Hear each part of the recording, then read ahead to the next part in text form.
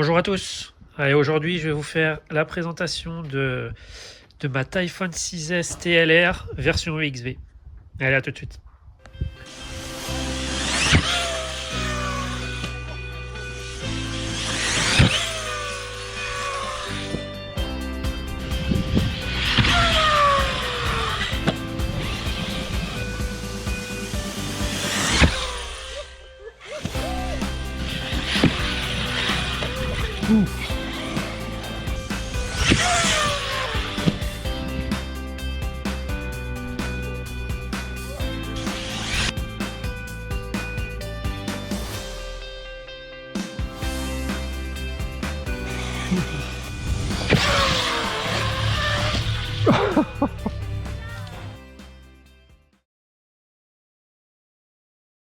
Ok, on a des roues de Mojave 4S. Elles ballonnent pas beaucoup, mais du coup, ça permet quand même à la voiture d'être assez stable lorsqu'elle va vite. Donc moi, j'aime bien. Un bumper de talion. Bon, là, c'est un aileron du Typhon Mega qui me restait, donc je l'ai installé ici. Hop. Ici. Ici, j'ai changé le châssis, le châssis d'origine TLR. Il était complètement tordu. Une vraie guimauve, le truc, ça ressemblait plus à rien. Donc on l'a changé.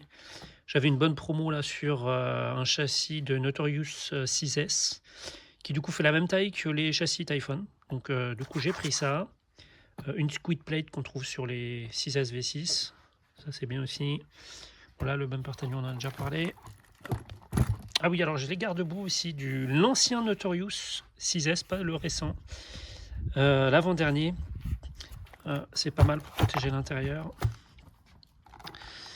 Et du coup, à l'intérieur, alors, on a fait pas mal de choses. Déjà, pour l'électronique, c'est l'électronique de la V6. V6 sur les 6S. Donc, la même chose, en gros, qu'on a sur le Notorious 6S ou le Kraton 6S. V6. Le cerveau, c'est pareil. Après, pour ce qui est des diffs, alors les diffs, c'est pas compliqué. Alors, je sais pas si on va voir là. Est-ce qu'on peut... Hop, ici, peut-être.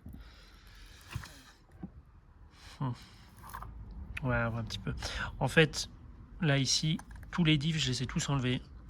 Et je suis passé sur des boîtiers alu. Là, les diffs de base sur les modèles Arma, c'est pas l'idéal. Si on n'y touche pas, il y a de fortes chances d'avoir de problèmes. Donc moi, je me pose pas de questions. Dès que j'ai une 6S, je démonte tout. J'achète des boîtiers alu.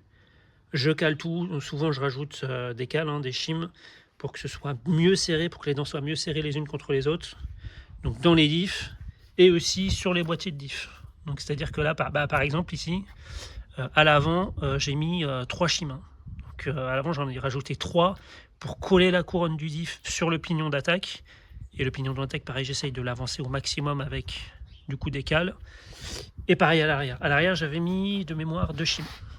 Donc ouais, il faut les caler, il faut démonter, c'est un peu pénible, mais par contre, une fois que c'est fait, ça, franchement, ça marche vraiment bien.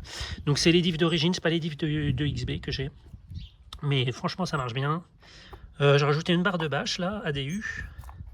Pareil, des barres là qui vont de la tour jusqu'au châssis, à l'avant et à l'arrière, donc en alu, 70-75.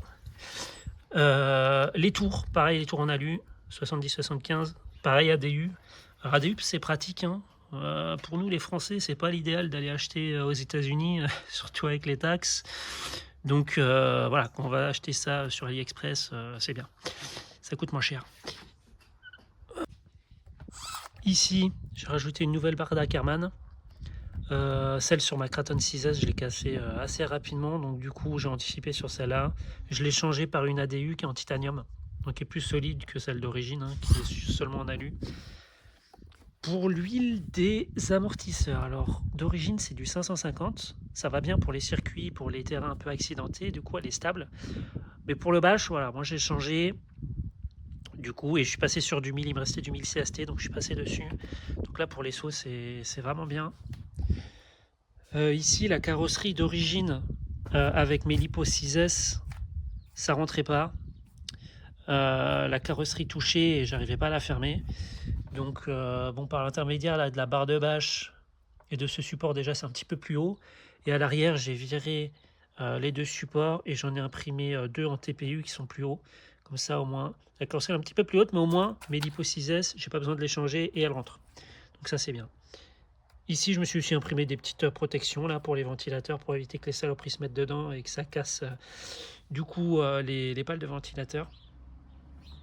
Et dernière chose que j'ai fait, c'est que j'ai rajouté là pour la trugifier un petit peu là, le buggy, c'est que j'ai acheté des X-Extender, comme ils appellent ça les ricains, je sais pas trop comment on dit en français, du coup de 10 mm. Donc ça veut dire que du coup on est 10 mm de plus ici, 10 mm de plus ici, donc elle est un petit peu plus large, donc pour les sauts, du coup elle est plus stable.